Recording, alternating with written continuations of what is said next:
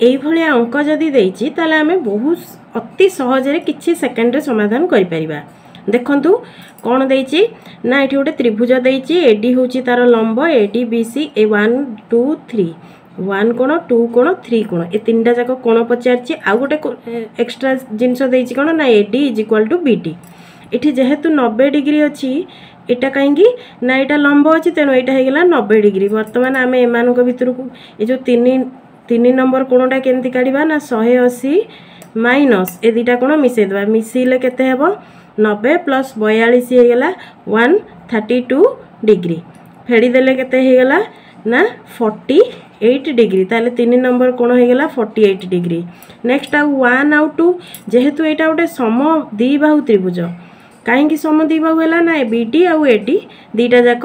बाहु समान तेणु 1 आउ 2 समान अच्छी 1 आउ 2 को आम जदि एक्स नहीं पारिबा ताले आम समाधान करि परिबा। तीन टाक कोण मिसिले 180 हम यहाँ केते ना 90 डिग्री जेहेतु यहाँ गोटे लंब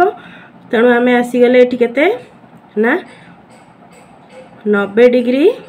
प्लस एक्स डिग्री केते हम तीन कोण समष्टि 180 डिग्री